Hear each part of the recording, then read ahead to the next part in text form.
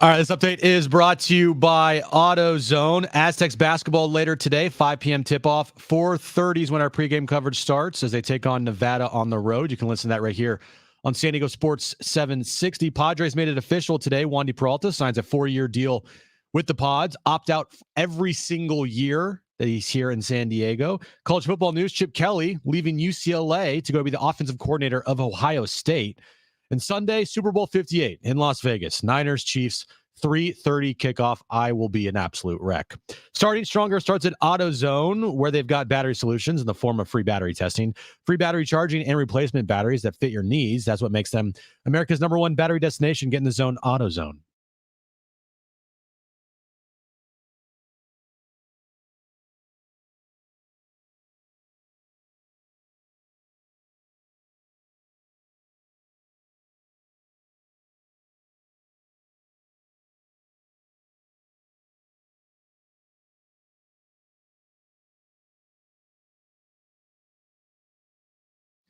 All right, San Diego, Southern California, what's going on? All right, Aztec pregame is next. Thanks for joining us. We'll see you Monday. Have a great weekend, everybody. All right, we have San Diego State basketball at 5. It's the first of the big games this weekend.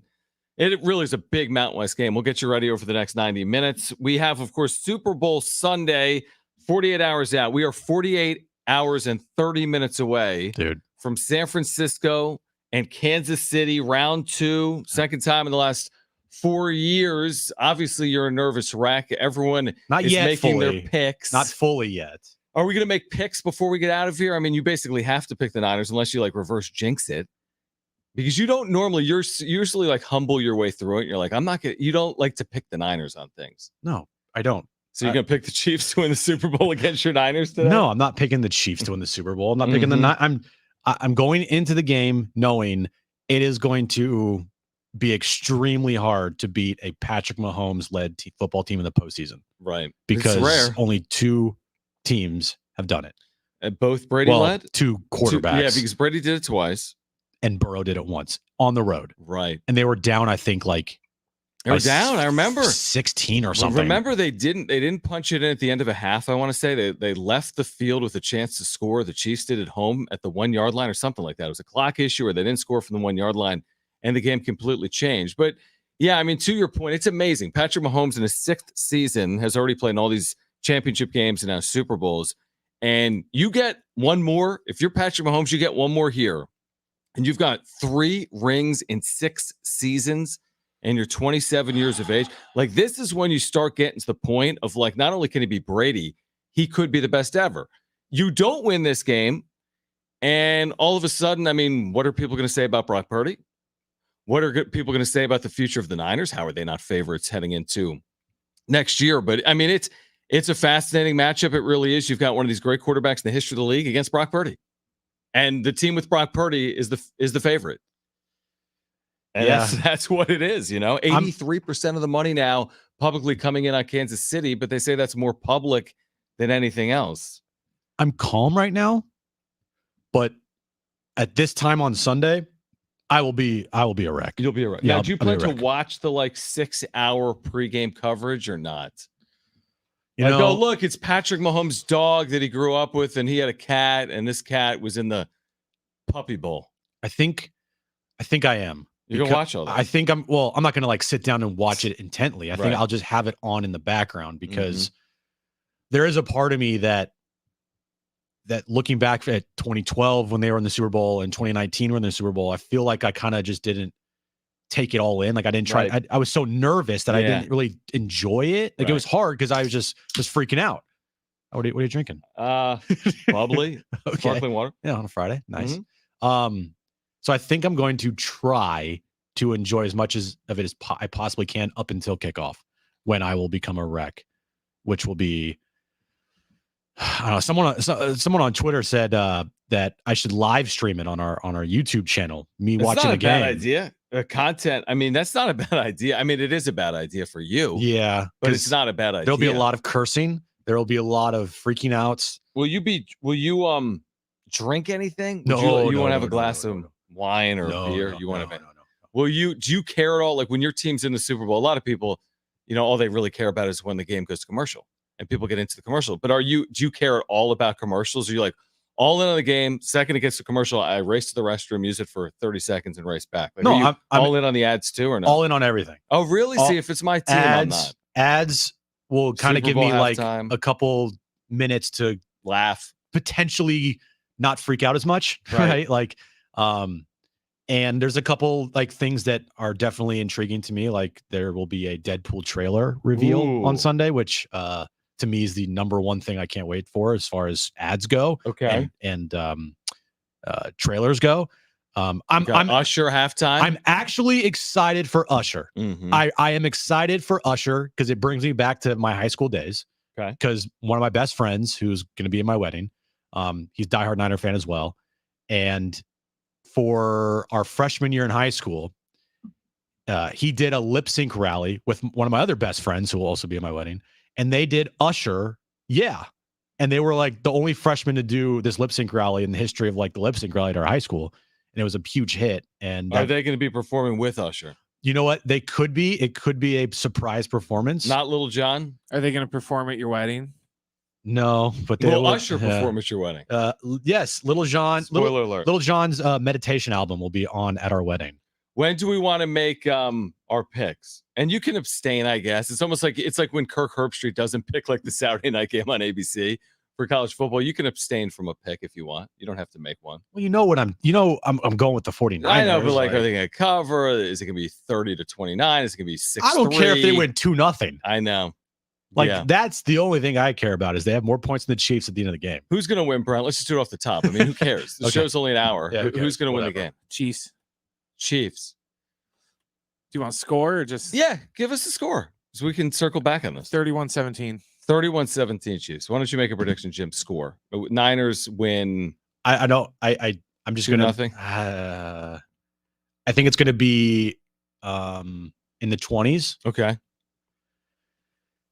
And I don't see the Niners getting to 30 points. I don't see the Chiefs getting to 30 points. If the Niners get to 24 points, or like if they can get to 24 plus points, they have a really good chance. But if there's like 3 minutes left in the game and it's like they have 17 points or 14 points, like they're not winning because when they don't score 24 points, they lose every time.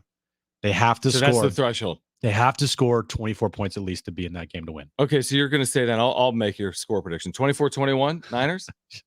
I'll take it, yeah. I am good. This may surprise you. I'm picking the Niners. No! I am. I think they are the more complete team. I think they can overcome more because I've seen them not play perfect the last 2 games and win. So knowing that they don't have to be perfect, they're good enough to overcome deficits. And they've got an elite tailback in Christian McCaffrey, who's always in the end zone and great skill. I say 31-28. 31-28 Niners. Yeah, I don't know if it's going to be in the 30s. I might take the under on That's the only one team in the 30s. Okay. Yeah. Or well, the Chiefs have scored 30 points 3 times this year. Is that right? 3 times. But they've also not allowed any team to score more than 29 points all season, I believe. That is the most bizarre Chiefs season. You never would envision that under Andy Reid and with Patrick Mahomes. Well, it's because their offense isn't as it used to be. They don't they have good skill players, but they don't. I mean, compared to the Lions skill players, Lions have better skill players across the board. And I would take Sam Laporta over Travis Kelce just this season. But Travis Kelce, like over his career, is obviously a Hall of Famer, better than Sam Laporta. But the Lions skill guys like Amon-Ra St. Brown, Gibbs, and Montgomery, Laporta. Is there a better running back than St. Brown in the NFL? By the way, I think the Chiefs' offenses look good in the postseason. When you say, I mean, maybe not for 4 quarters, but it looked amazing against Baltimore in the first half. It looked really good. I mean, they've had some pretty good offensive performances, I would say, in the postseason. But I guess they've relied on their defense too. But I mean, they looked really good against Baltimore in the first half offensively. Yeah, and the Niners looked really good offensively in the second half, scored 27 straight points. But the Chiefs, the ultimate X factor is Mahomes. Like it is what it is. And if Mahomes has the ball trailing at the end of that game by 3 points, like it's just gonna either get tied up or they're gonna go down and score and win the game. That's just plain and simple. And and the only way to beat Mahomes is to make sure Mahomes doesn't have the ball. Like that's what they got to do. Hold the ball, run it down their throat, and keep running it down their throat. If Purdy throws the ball more than 25 times this game, they're going to lose. Plain and simple. So you're kind of on that bandwagon that like Cynthia has said. We had someone else on recently that covers the Niners. Like, he's just got to manage the game. Like, he can't make mistakes. Like, it's not about him throwing for 330 yards. It's about him not making mistakes. And that's fine. That's totally fine because they have the weapons around him to get the job done. It's his last game versus the Lions. Like, Purdy needed to take that game over. In the second half, he did. Yeah. They couldn't afford to try to run the ball, game manage, Mm-hmm. and control the clock. They needed to score quickly. Yeah, and they did. The thing in this game is I think they're going to have Christian McCaffrey and Debo be heavily involved, whatever way possible. Get them the ball. I don't care if it's handoffs, reverse, jet sweeps, whatever the case may be. You get the ball in their hands as many times as you possibly can. So would you lean, speaking of, hey, the Chiefs have only scored 30 points 3 times, and I mean, are you leaning and talking about Purdy's got to be a game manager, they got to run the football? Are you leaning under 47.5? So that's 24-23 is under. Yeah. On the total. Yeah, I'll take the under on that one. I'm with you. That makes sense. I mean, the more you say it, that makes sense. That's a low number. It's a low number. I don't know, dude. It's just. But you're cool with whatever happens as long as the Niners win. Yeah, I don't care what happens as long as I was talking to my friends about it, and I said, right now, if I said guaranteed Super Bowl victory, no matter what happens, guaranteed Super Bowl victory. Well, how could you say no to it? But Purdy is out for his career. What's the but? The but is Sam Darnold ends up being Super Bowl MVP. That's a fascinating dynamic because it would create utter chaos on social media, on just everywhere. Of course you take it, man. You take it if the MVP is the kicker. I know. You know what I mean? Like if you're a Niners fan, just like if you're a Chiefs fan, I think you take who's the backup quarterback to Mahomes. No one knows. Take that. Who cares? You might not take that if you're a Chiefs fan. But yeah, of course, you take it in any way. It's been 29 years for the Niners. So you take it any way you can get it. And it would be very like, oh, this is a weird taste in our mouth, but at least they won. It would just be so awkward and weird, and every single narrative would be blown up. What's the first thing you buy if they win? Are you going t-shirt? Are you going like jersey? Are you buying a program? Is it a pin? Are you buying anything? Like you're normally like the t-shirt guy, like you go to like an off-brand. I'm wearing like something like that. Like not like really overly authentic. Faithful right now. Yeah. Did you go with a t-shirt? I don't know, dude. I haven't even thought. You can't even get. I don't even know, dude. You're like, hey, we just won the Super Bowl and I'm buying a t-shirt. I don't even know. Dude. You're gonna end up like that kid in that NFL shop commercial. You're just gonna come in on Monday decked out in a full 49ers uniform with cleats and helmet. I might if they win. If they win, I might. If they lose, well, it's a good year. They won the NFC. Monday is going to be just very interesting show, regardless. It really is. It really is. By the way, I just saw an updated total. Wins total. Major League Circa has put out their wins for the upcoming season. Oh, perfect. Dodgers 102.5 leads baseball. You want to guess the Padres? 81.5. 81, which is basically, and everyone was like, well, what did we have for, PECOTA. PECOTA was off by 14 games last year. Vegas has it the same thing. I've seen this a couple of times, 80.5, 81, but the Padres are 21.5 games behind the Dodgers entering the year, which isn't overly surprising. That doesn't concern me. I'm not worried about it. So where do you think that number would go if they made a trade for outfielder Jarren Duran and potentially signed Hyun Jin Ryu? Would that win total go up in your mind? Let me tell you what that number would be. If they sign Ryu tomorrow and they traded for Duran, who had a decent year, and it's like in his prime, right? Like an 800 OPS player. Left-handed bat, yeah. Outfielder. I would say that number goes from 81 to 81.5. Would you agree? I would agree. I don't think maybe 82. I don't think that those two players, while I would love if those two players on this Padres team would create a win total of plus like 3 or 4.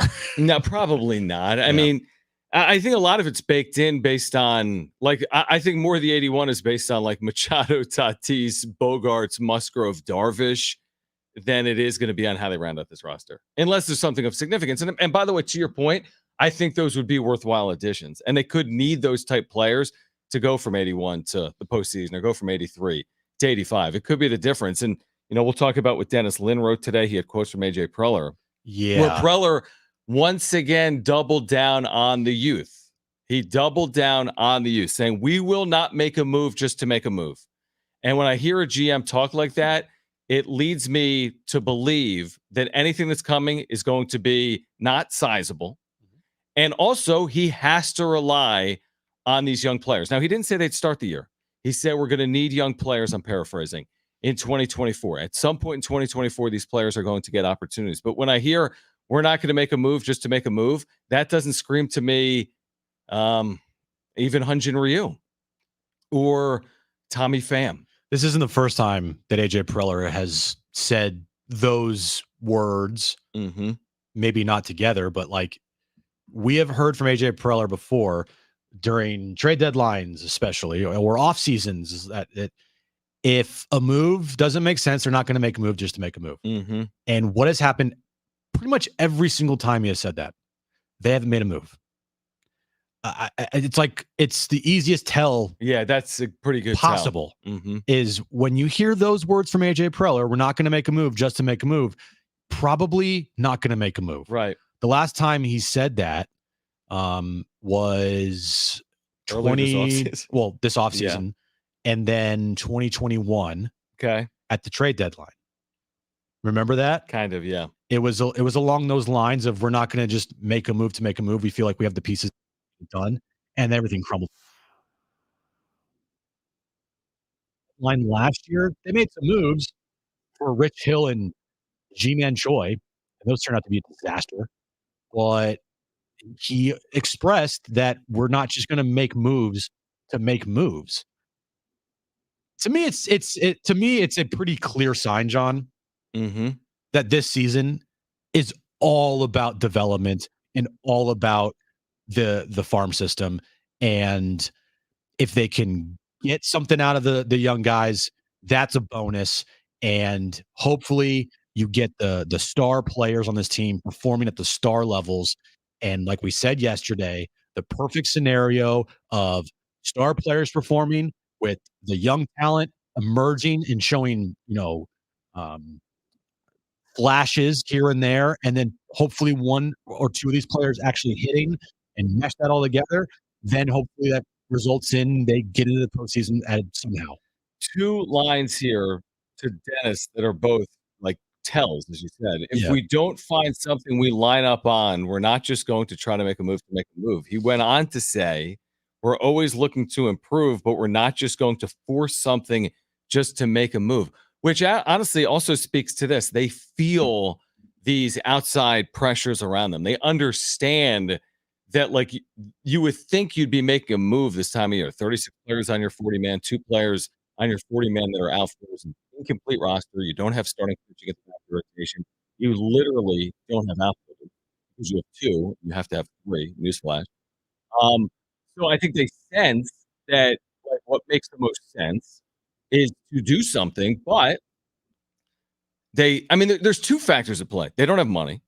Nope. And the free agent pool of players beyond the top tier after the Snells and after the Bellingers is not great. It's so like, okay, we're going to go reach for Pham. We're going to pay him more than we want to. We're going to go reach for Michael Lorenzen, the starting pitcher. We're going to go pay him more than we want to. Or we can see what we have here and we can figure it out in March or once the season gets going. That's what it's reading to me like. Yeah. Do we want to have stopgaps and prevent maybe some spots for young players that we believe could contribute for this team and would be cost effective in a huge way?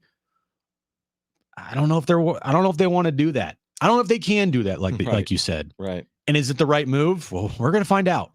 I am very skeptical on it. I know you're pretty skeptical on it as well. A lot of people are, but also you see fans out there that are kind of like in the mode of screw it. I just want to see the young guys perform. I just want to see the young guys out there. I want to see Jackson Merrill. I want to see Graham Pauley. I want to see Jacob Marcy and whoever else you got to throw at us. I want to see those players too. Right. Like, would you rather see Merrill in the outfield or Tommy Pham? I think it's a question. I think it's a little legitimate question. Would you rather see one of these relievers they acquired in the Yankees deal or Johnny Eric Brito Lauer. or Randy Vasquez. Yeah, or Eric Lauer. I mean, I think it is a fair question. Am I going to go spend, I don't know what it costs for Lauer. Am I going to spend $6 million on Lauer, or am I going to give someone a chance that I acquired in the Soto trade to earn that job over $6 million Eric Lauer?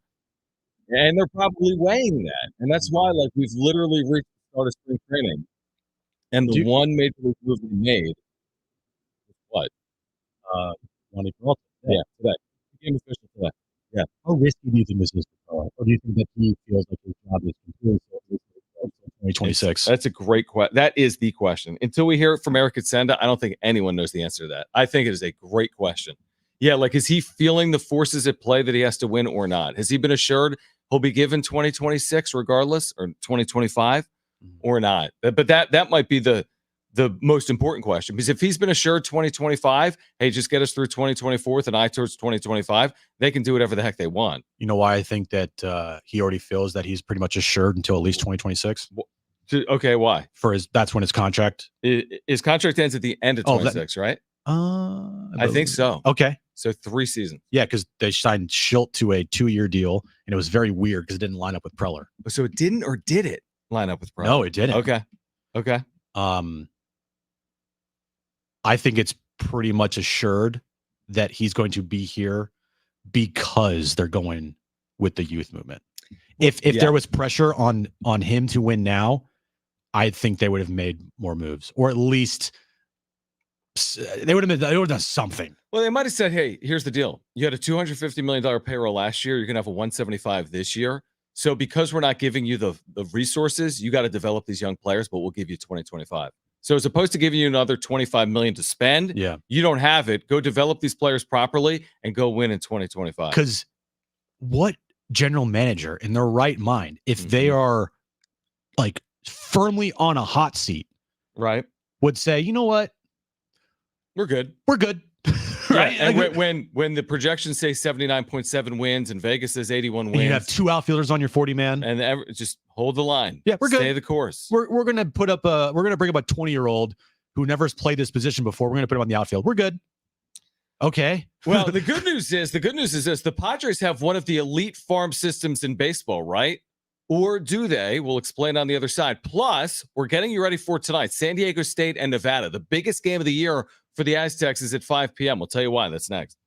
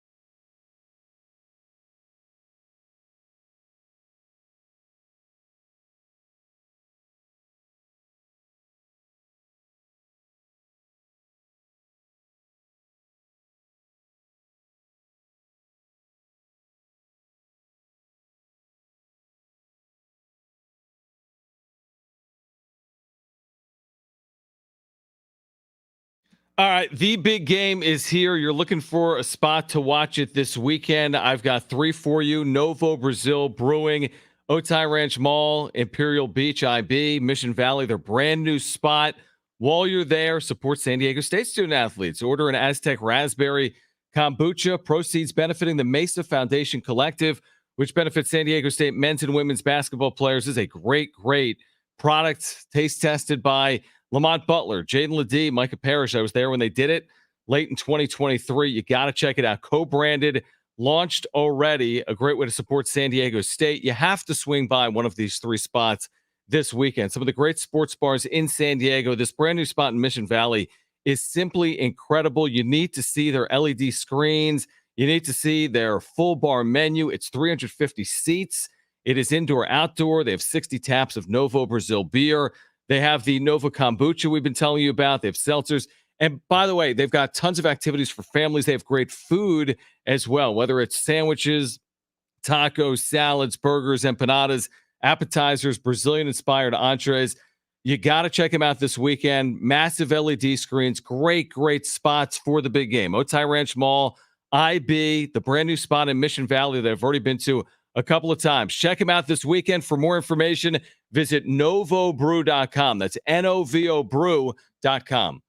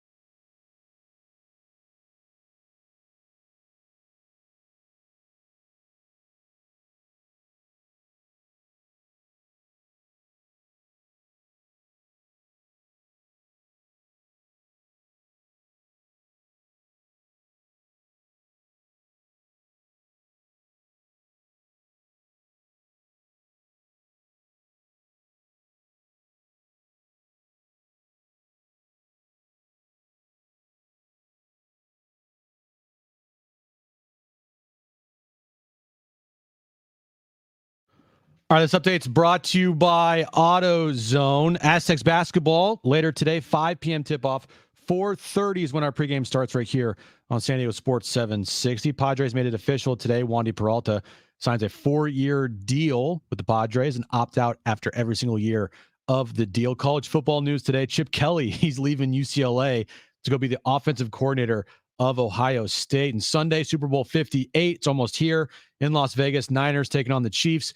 3:30 kickoff time. Starting stronger starts at AutoZone, where they've got battery solutions in the form of free battery testing, free battery charging, and replacement batteries that fit your needs. That's what makes them America's #1 battery destination. Get in the zone, AutoZone.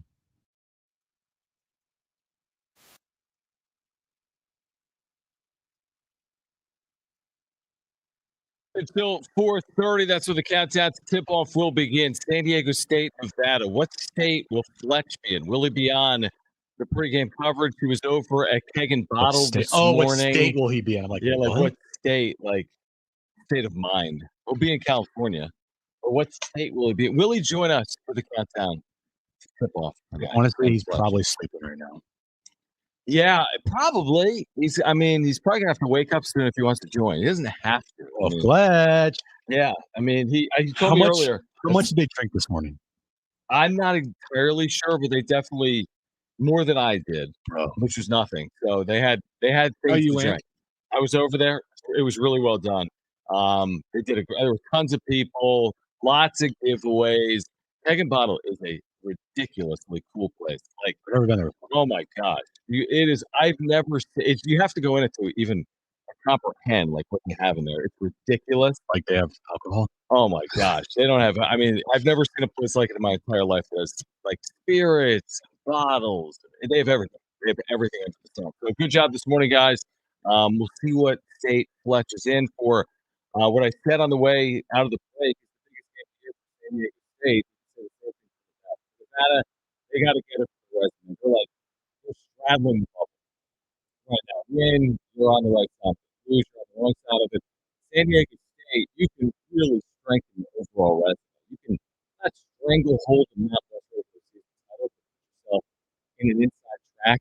So, man, it's big as it comes, and it's a rare early Friday start. 5 p.m. tonight, San Diego State. Teddy on the call. We will have it for you right here.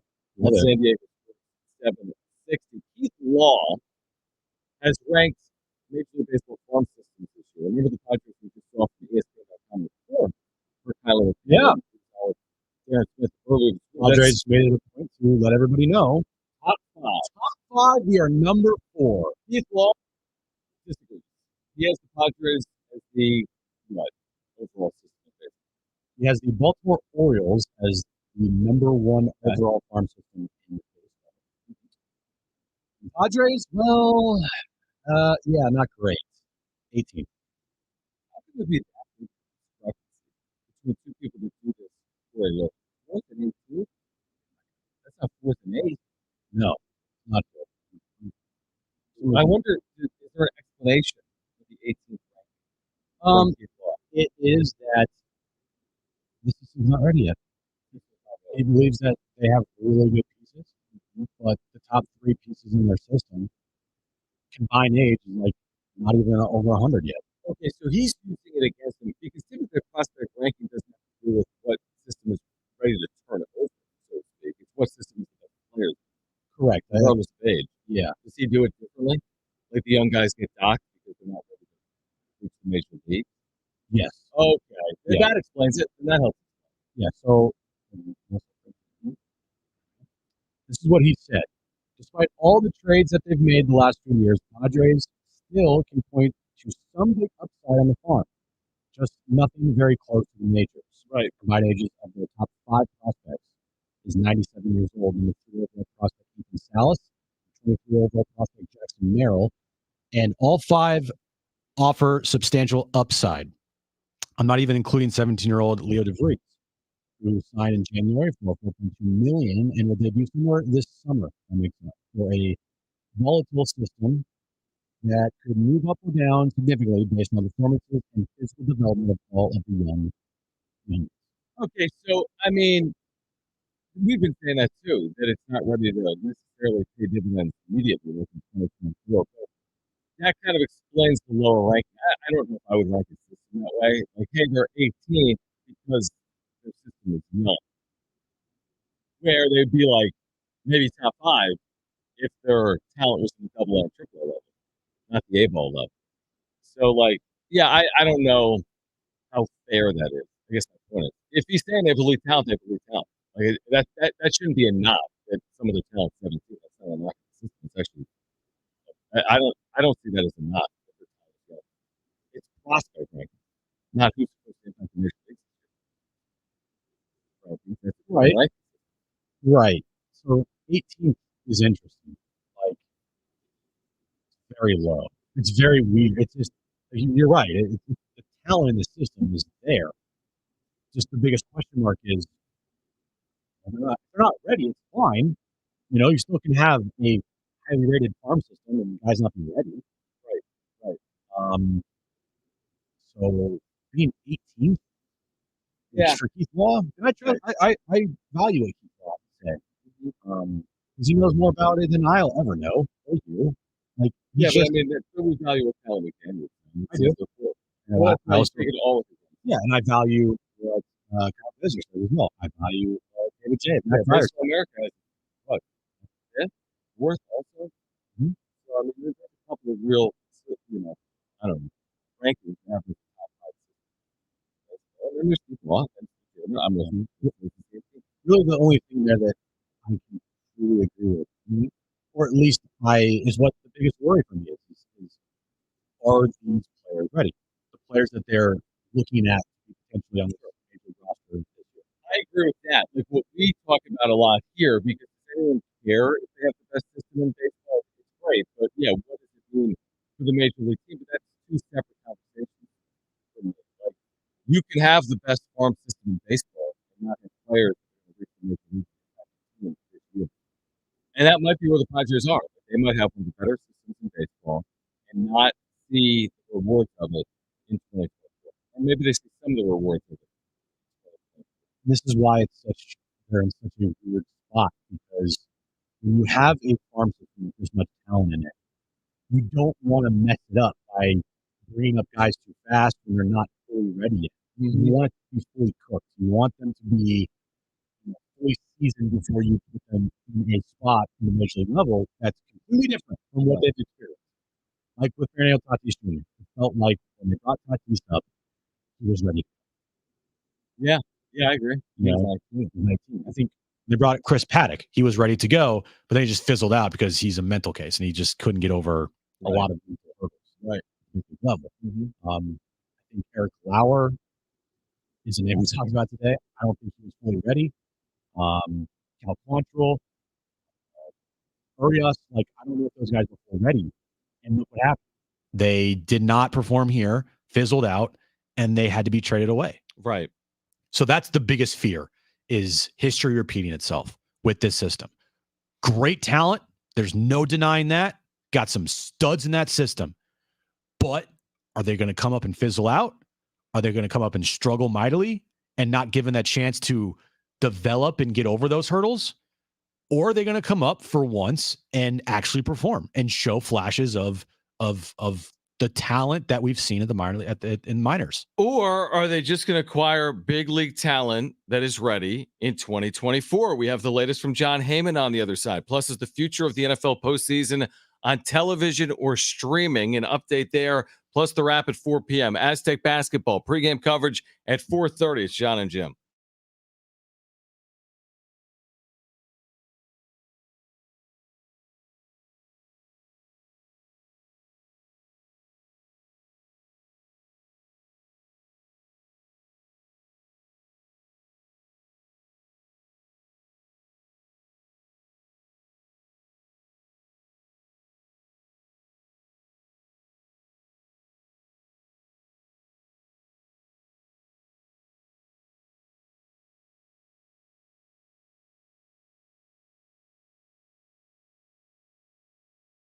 All right, big game is here. You still have time to fade Jim's Niners with the pick'em game.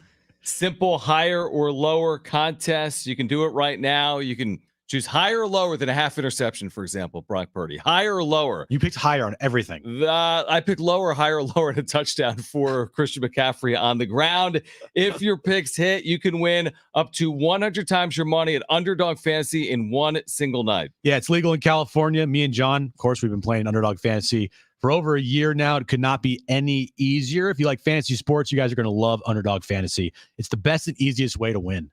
All right, so if you want to join me right now in fading Jim at Underdog Fantasy, you can do so right now. It's their really easy to use mobile app, underdogfantasy.com. I know. Sign up with promo code Jon and Jim. Okay, do it right now.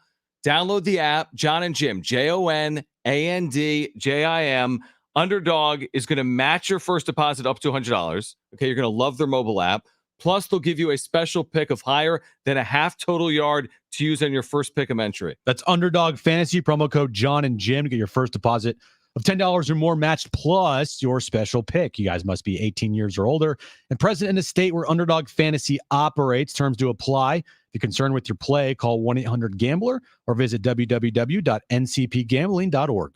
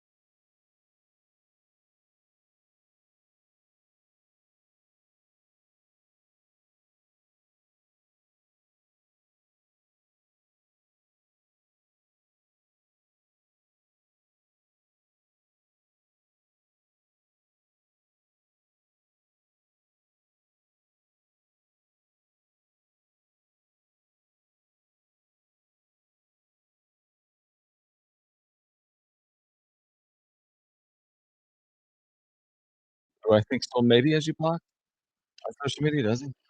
Yeah. Oh, yeah. As if, John, we can't see. Like, we have multiple accounts. We can use mixed station accounts. Yeah. Thanks. Appreciate it. According to John Heyman, the Padres are interested in not just Jarren Duran, who's a good young outfielder that had a nice year. They're also interested, and this makes not a lot of sense considering the Padres offseason with their bullpen. They're also reportedly interested in Kenley Jansen. That to me would be like a Red Sox trying to get rid of that deal. Right. So would they pay the deal for the Padres to take him? Would they pay a good portion of it? Dollars? Because he's owed a lot. I think it was like 16 million. That's huge money. Yeah, I don't know. Right? You'd have to work a deal to have Red Sox keep half of that. If not like 75%. Right. There's no way you're taking on a Kenley Jansen contract because you want Jarren Duran with that. Right. It's just not happening. Right.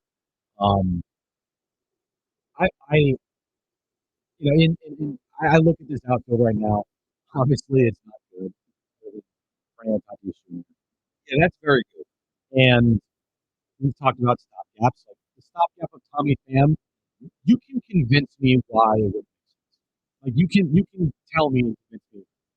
That doesn't make sense. Yeah, it's party back there. You okay, Brett? There's that. Yeah. You can convince me why Tommy Pham doesn't make sense. You can convince me why he does make sense. It's fine. But it's really hard for me to be convinced that Kenley Jansen would make any sense. It makes no sense. Not with their offseason play. I mean, how would you justify the Suarez deal, the acquisitions of Go and Matsui, and then go acquire Kenley Jansen, who correct me if I'm wrong. I'm not even going to pull up his numbers. And I know he's kind of old and tired, is he not? Like, is he reliable, Kenley Jansen, at this point in his career? I don't think so. Not at $16 million. There's no way. What were his numbers last year? Kenley Jansen? Yeah. Hold on. There's no way he's worth that kind of money. Kenley Jansen last year had a 3.63 ERA and 29 saves in 44 2/3 innings. Yeah, very blah. 1.3 whip, very blah. That's not worth $16 million. He's 36. Yeah. No way. It doesn't make any sense. So I don't really get that. Is that a smokescreen? Is that to acquire other players, to your point, like Duran? Is that because they would eat 85% of the contract and you're unsure about your ninth inning, even with all the work you've done with Go, Matsui, and Suarez? Look, I don't get it. I think Jarren Duran, I haven't watched him play because I don't watch much Red Sox baseball. But if you're just going off just the numbers alone, those are some nice numbers he has. Yep. And for as long as he would be under control with this team until 2029, yeah, sign me up. Right. But when you look at it, it makes more sense why Kenley Jansen would be part of that deal, right? Hey, we want to talk about Jarren Duran, which it's been reported by Dennis Lin that there has been trade discussions between the Padres and the Red Sox for Duran. But I'm sure the asking price is very high because of, one, the control, and two, the year that he had last year for the Red Sox. He had 295 with an 828 OPS, 332 at bats. It's pretty damn good. My guess is like, hey, Red Sox were saying, look, okay, but if you want Duran, you're probably going to have to take Kenley Jansen as well. Yeah, which to me all of a sudden doesn't make me really that interested in Duran. Now, Duran's an interesting story. He's from Southern California. I think grew up in Anaheim, went to Long Beach State, and had, like you said, a nice year. But, I always take the Boston years with a grain of salt. It's Fenway. And Bogarts had really good numbers in Boston and took a step back a year ago. Now, Duran's a really young player. Still, he's 27. You'd like to think his best years are in front of him, and he could hit even. And it's hard to discount everyone just because Petco Park's hard to hit in. But like his career numbers, again, it's been a short career. It's been a couple of years in the big leagues. He's got an OPS plus that is under major league average since making his major league debut. And now you're going to put him at Petco. It's like, as in, am I moving heaven and earth for this player? Maybe, because he's controllable and he's young. Yeah. So maybe that's why I would consider Kenley Jansen. But the Padres don't seem like the team that's going to take on $16 million of salary to go get a player. And here's the thing with Duran, where you're thinking to yourselves again, I would not want Trent Grisham anymore on this team. I was done with Trent Grisham, but Trent Grisham did bring the value of playing really good defense in center field. Yeah. That's the complete opposite with Jarren Duran, like the complete opposite. He's not a good defensive center fielder at all. Is that the book? The book, the metrics show that he's pretty much below average when it comes to arm, route running, and his overall defense in center. So if you look at it, all right, you made a trade for Duran. Well, you're probably going to lose a lot of defense in the outfield when you value defense and you want to have a strong up the middle. And that's not what you're going to get with Duran at all. He had a nice year offensively last year for sure, a million times better than Trent Grisham. Yeah, definitely. But you'd be losing a lot defensively. And if you can have Jose Azocar put up half of the numbers that Duran put up, and he's already a better defensive center fielder than Duran, then why give up capital to get him and potentially have to have it be packaged with Kenley Jansen? Okay, yeah, I get your point's valid. So all things equal, we all agree that Duran's a better option than Azocar. Correct. But things aren't equal. No. If they have to take on $16 million in salary for a 37-year-old reliever that had a 1.3 walks and hits over innings last year. So, yeah, because all things aren't equal, I agree with you. By the way, Louis Riddick has chimed in on who he wants to win the Super Bowl. Remember, he was so critical of Brock Purdy just 2 games ago. So, Louis Riddick. Wasn't him. Oh, wasn't Louis Riddick? No, that was Ryan Clark. Oh, just kidding. That's why I thought this was actually of interest. Well, who cares what Louis Riddick has to say? I saw what Louis Riddick said. I was thinking that was Ryan Clark. No. Ryan Clark. Okay, so Louis Riddick actually takes a shot at Ryan Clark. Yes, he takes a shot. Okay, let's hear from Louis Riddick. He takes a shot at everybody. Yeah. That's okay. Purdy, yeah. All right, then let's hear from Louis Riddick. He was on the Dan Patrick Show earlier today. We'll get to the wrap. 4:30, we've got the countdown to tip-off. San Diego State, Nevada. Hour 2 next.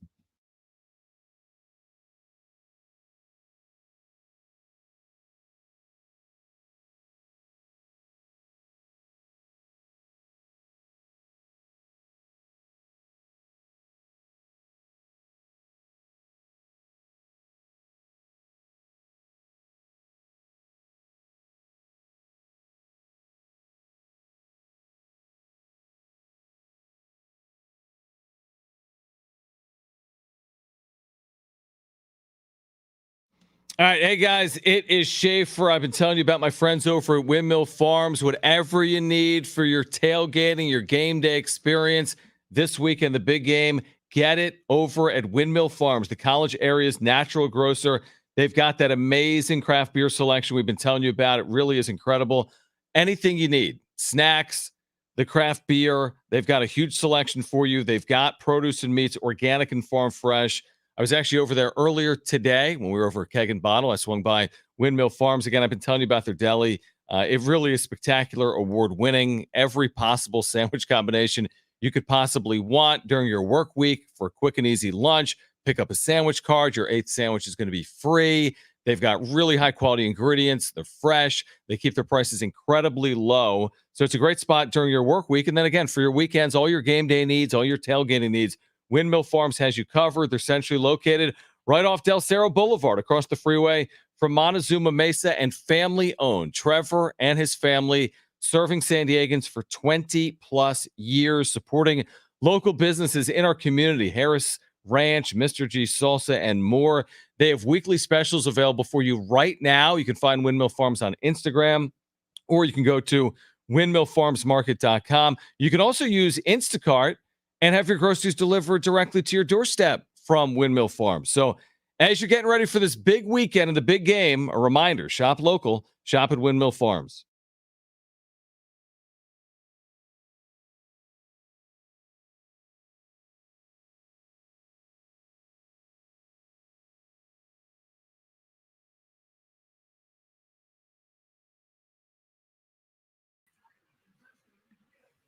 Thanks, JD Gaucho, for the super.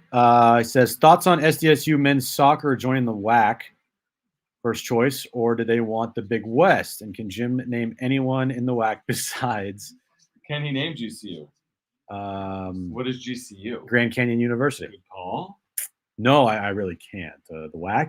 I don't know if I see. I mean, I don't know who's in the WAC in soccer. In the WAC, Seattle University, where Trammell played, Grand Canyon.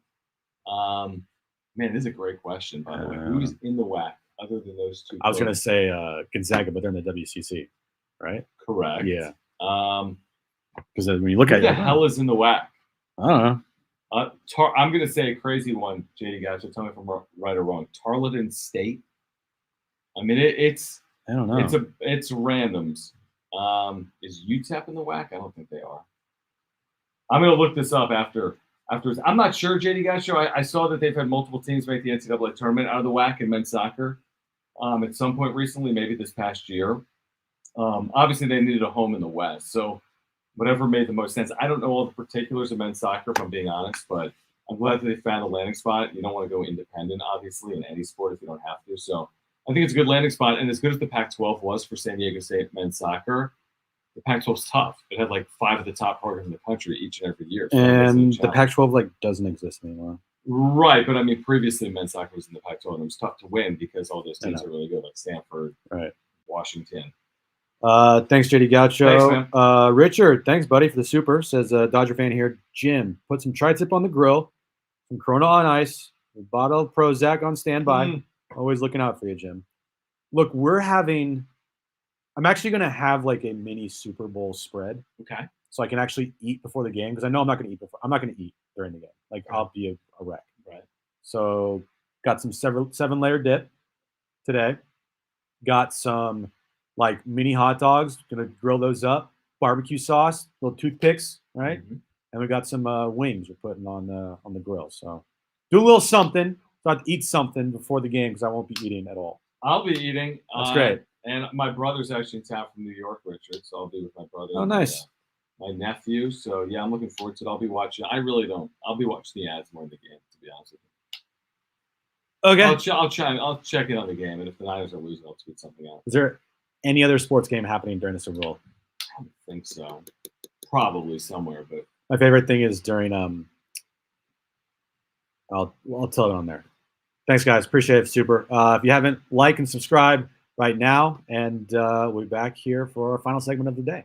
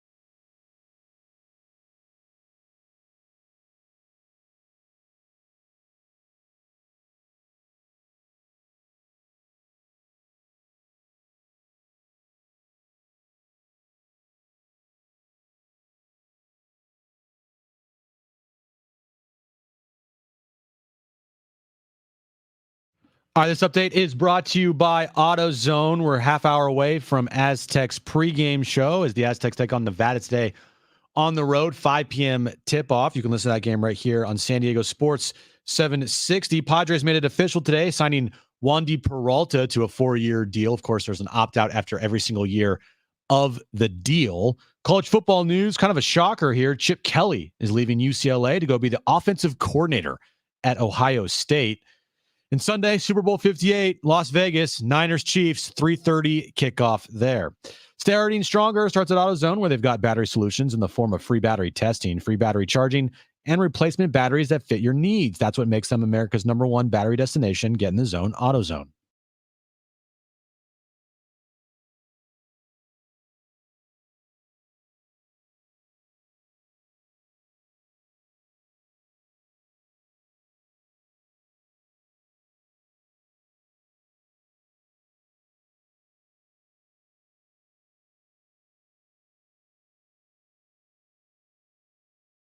All right, San Diego and Southern California, what's going on? Aztec basketball at 5 p.m. Our pregame coverage at 4:30. We're getting you ready, of course, for Super Bowl 58. We'll have the wrap in a moment. We'll hear from Louis Riddick in a moment as well.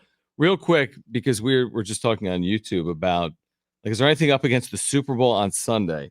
The latest college basketball game starts 2 hours before the Super Bowl. It is the University of Illinois Chicago hosting Northern Iowa, which means Northern Iowa will be traveling home during the entire Super Bowl. The game will end at 3 o'clock Pacific.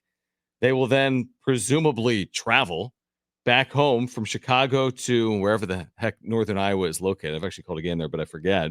So they will be traveling during the Super Bowl. Okay, I'm looking to see if there's any other. Does the NBA have any games during the Super Bowl? Not during the Super Bowl. They have it before it at 11 a.m. and noon. Okay, so that's pretty close. Like Kings Thunder, that's pretty close. Noon, that's going to end an hour before the Super Bowl. Kings will be traveling. Yeah. Okay. So, and I'm sure the NHL could as well have games on Sunday. There's really nothing. There's nothing. Well, it kind of makes sense. Well, I with think the Super Bowl. I think everyone's like, oh no, there will be a St. John's versus. Oh, no, it's Saturday. No. Sorry. Yeah. No, I looked at the college schedule. Okay. Yeah, nothing. So, well, it's almost like the Super Bowl is. It's almost like the NFL and all of their sports are saying to themselves, you know what? Yeah, there's going to be 150 million people watching this game. Right. Let's probably not have any sports games on during that. Yeah, exactly. It kind of would suck to be playing like, okay, you're the Kings and you're playing in Oklahoma City on Sunday, like an hour before the Super Bowl. So you don't really get to, I mean, I don't know where they're going from there, if they're going home or not, but you're not really watching it, I guess. You're in your locker room or traveling. Yeah. Well, here's the thing. I mean, you can watch it on the plane, John. It's not that hard. Yeah, I mean, okay, you're cool with that. So if you were with the Kings, well, you know what I mean? I mean, there might be someone that wants to watch the Super Bowl. Yeah, I know, but they're also professional athletes getting paid millions of dollars. Yeah. How many diehard Chiefs and Niners fans are there on the team? I don't know, but I mean, I don't know the answer to that. Probably some. And if there are, it's very simple to watch the game on a tablet or your laptop or whatever else on a plane. Very true. It's not hard. Not hard. Back in the day, it would have sucked. But now, dude, you can watch it anywhere. All right, so Louis Riddick, we have this. He was on the Dan Patrick Show. He basically took a shot at who did he take a shot at? I want to say like a lot of people. The top two haters of Brock Purdy are Nick Wright and Cam Newton. Okay. And then if you want to throw Ryan Clark in there, you can throw Ryan Clark. So he took a shot at a lot of people over their angling towards maybe Colin too, I guess. Brock Purdy. Take a listen to this. Is this the best matchup that we I would love Buffalo Detroit would have been the best Super Bowl matchup. But as far as the two best teams, which is what we love to see. Yes. Did the NFL get it right with Kansas City and San Francisco? Absolutely. Okay. Absolutely. Who do you like? I don't know. Oh, stop it. I'm you know what? See, it's and I'm being dead serious, and I'm going to tell you this is how it goes. Like, right, I want 6 years ago, we were sitting on SportsCenter in March or April. I think I was on with Nicole Briscoe, and I said, "This guy Patrick Mahomes is about to take over for Alex Smith." I said, "Watch what happens. He's going to win the MVP. He'll throw for over 40 touchdowns, and he's going to burst onto the scene." And she was like, "What? Wait a minute, you can't say that." I was like, "Watch." Paulie, see if you could find that. It's a fact. He could be just making this up. It's a fact. It's an absolute fact. You remember when I saw Tom Brady at the Combine when he was coming out of Michigan? I said he's going to be the greatest quarterback of all time. Folks, it's documented. It's a fact.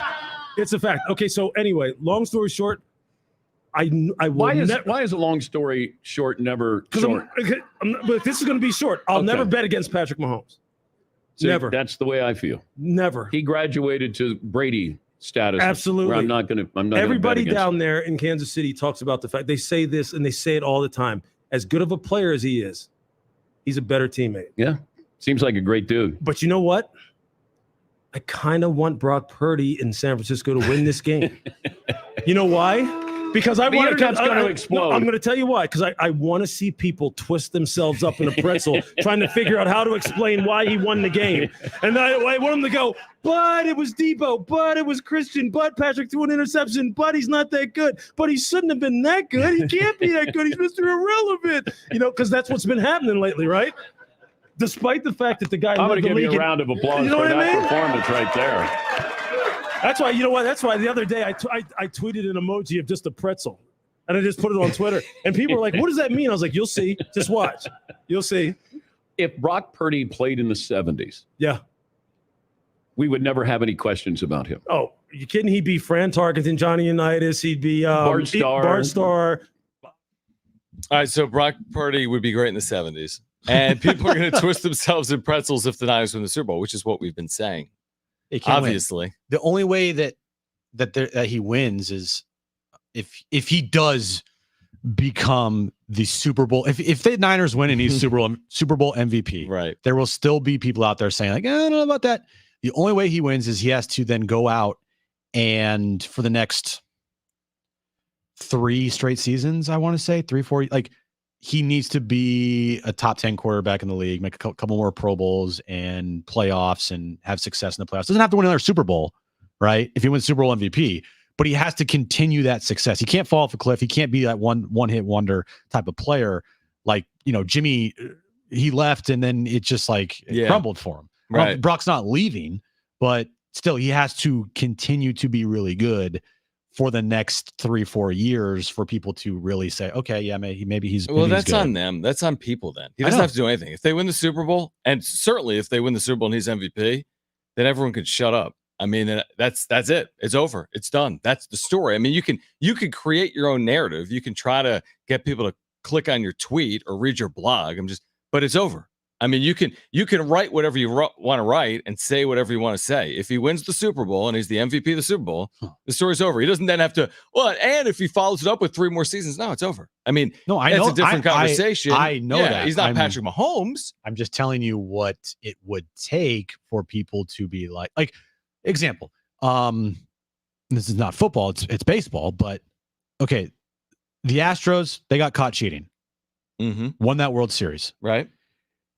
What did they do after that? They backed it up with winning World Series and making ALCSs every single year. And what do we not hear anymore about the Astros? Yeah, you kind of still hear it. You do. You hear but they backed it up with okay, yeah, we went out and won multiple World Series. We were at ALCS a bunch of times. So now I think it's harder to say the only reason why they won a World Series was because they cheated. That's I think that cheating will never go away. They will always be known as cheaters when they beat the Dodgers in that World Series. But then they came back and backed it up and they won World Series and they were ALCSs every single year. Yep. And so you gave them their flowers to an extent. Same thing with any other sport, any other player. Like you win something, it's always about what can you do for me next, which is stupid in sports, but it's how it is.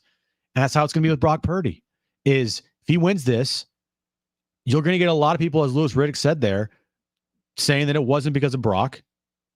We'll see how the game goes. Right. And then if it is because of Brock, then they're going to say, show me more. Show me it again. Right. Exactly. I mean, that's called moving the goalposts. Oh, for sure. But if they win the Super Bowl, they won the Super Bowl. I mean, that's the point. I mean, so that's the deal. Okay. In about 15 minutes, we have your countdown to tip off for San Diego State and Nevada. So let's get to this.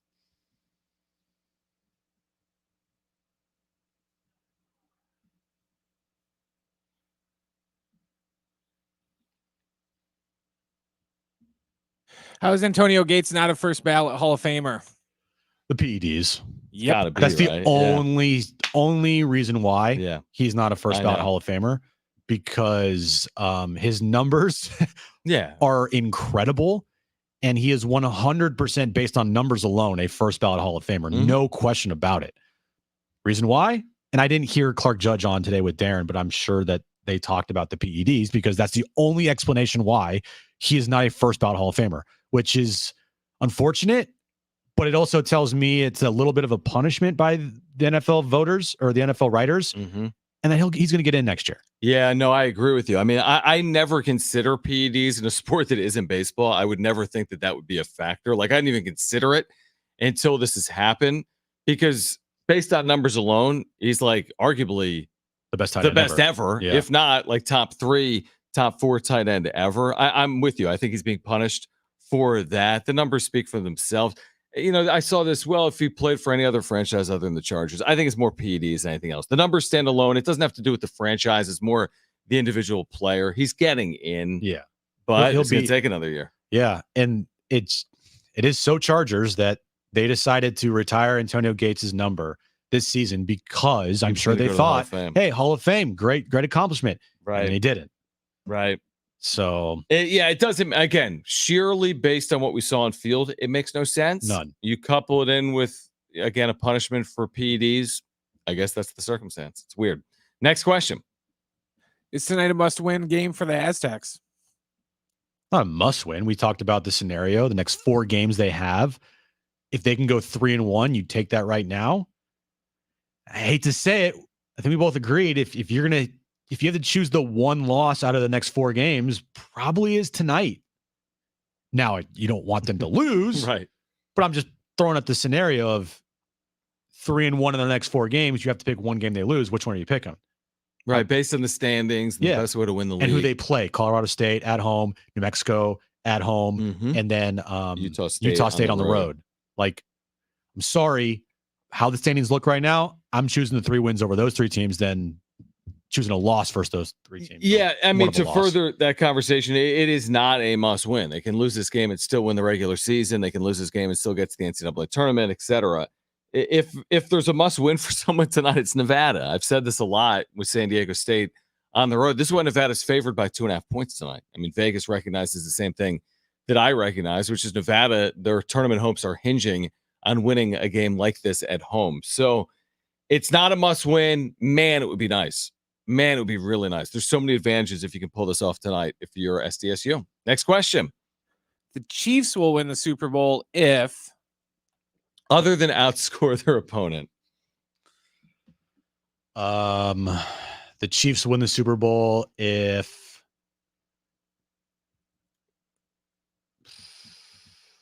Isaiah Pacheco rushes for over 100 yards. Then they win the Super Bowl?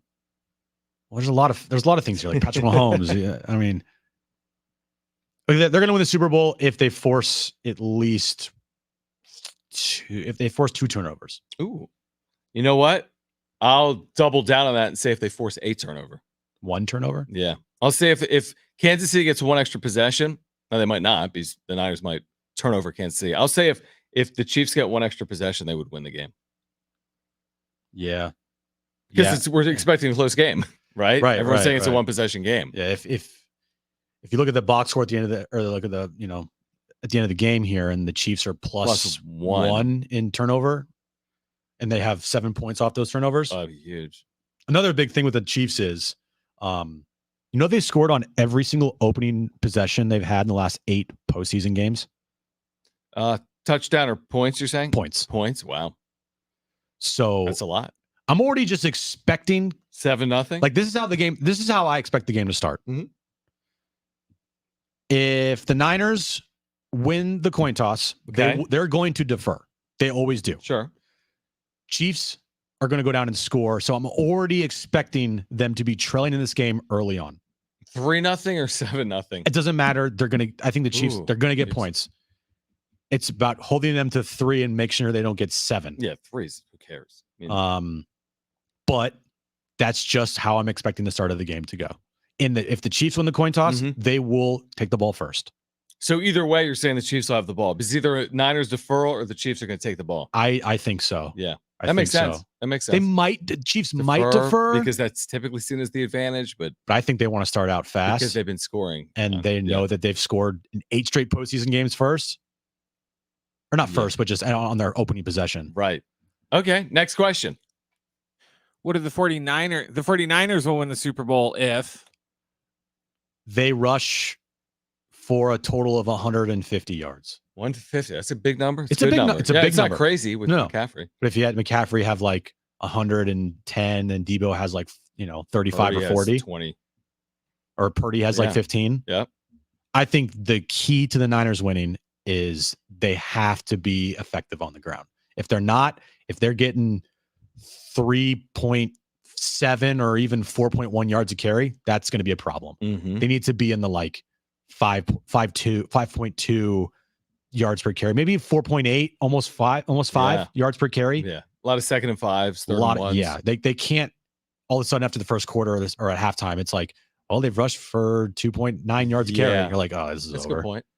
Yeah, I would say, I guess I'm going to go back to what everyone's been saying this week. I think the Niners win the Super Bowl if Brock Purdy doesn't make mistakes. Well, that too, yeah. I just think if he's 12 of 19 for 159 yards and no picks, well, he's only thrown it 19 times, which means they've run it 39 times. Yep. And they've had 4 yards a pop. That's 160 yards. Yeah. And that's maybe enough to put them over the top. Yeah. That's also a weird way to also call a game. Like, hey, just be careful. You're going to have to also make plays, obviously. So it'll be interesting to see how Kyle Shanahan calls the game. Yeah. If you like the pass attempts for Purdy in this game are important, but I also do think like if you give me 2 stats I need to see in this game to see to know total as a team, and I need to know Brock Purdy's how many passes he throws. How many? Yeah. Well, obviously you have to throw more against Detroit. They were trailing and that worked out. But yeah, so what's a too high of a number? I think 30? Between 32 and 36. Okay. If he's that range, it's probably a little too high. Okay. Then to me it signals that they're trailing in the game and they're going to need him to get them back in. Yeah, I agree. I think you're right. I think if they can limit his attempts to like 30 and if they can run it at 4 yards a carry, they have a really good shot to win the game. Yeah, like if you're looking here, they're just I don't know. I'll just take the Seattle game they had, right? They won 28-16 and Brock Purdy was 19 of 27. Gotcha. Yeah, like it's if you can something like that. Yeah, or like the Niners Eagles game, right? Niners won 42-19. Brock Purdy went 19 for 27. It's identical. Both of those games. Identical. So that's what they want to do. Yeah. That's their preference. And if you're telling me one of the games they lost this year versus the Bengals, Brock Purdy, he had a fine game, 22 for 31. But again, he got into the 30s in attempts. And he had turnovers. Right. So and with Mahomes, I would never say that. If you told me right now Mahomes has 51 pass attempts, that doesn't tell me they lost. They may have lost or they may have won. That tells me a lot, though. Yeah, it does. It does tell you a lot. If you have 51 pass attempts. But that also means they ran a lot of plays for him to have 51 pass attempts. But they've been trailing. They would be trailing by a lot with 51 pass attempts. 51 passes. That's probably a bit high. It is a bit high. That's probably a bit How many high. passes did Purdy throw against Detroit? I want to say he threw in the high 30s. Which would make sense. They trailed for a good portion of the game. 20 of 31. See? Okay, that 32 so 30, anything between over 31. 36 range, Yep. like that's too much. You're right. It's going to be a very good game. I'll be very surprised if it isn't. 21-0 someone that like early, that would really surprise me. I would love it if it's 21-0 Niners. You would love that. Yeah. Awesome. Yeah, I think it's you'll be fine. It'll come down to the final 2 minutes. All I know is if the Niners are up by 10 points at all in the second half, that's trouble. Because the two Super Bowls the Chiefs have won, they've been trailing by 10 points in the second half each of those games. And against the Eagles last year, they trailed 17 to 7.5. Yeah, it's amazing. So the magic number, don't be up by 10 and by like by 20. Right. All right. Well, enjoy it if that's possible. Niners, Chiefs, Sunday. Coming up next, countdown to tip-off. Aztecs, Wolfpack. The big game before the big game. As big of a game as San Diego State, Nevada maybe have played this year. Live for you on the other side. Ted Leitner's got the call. If you missed anything today, sportsmsd.com, iHeartRadio app, iTunes, TuneIn Radio, or Spotify. Find us on social media. JONANDJIM. Everyone, enjoy the weekend. We're back Monday to break it all down. For Brent,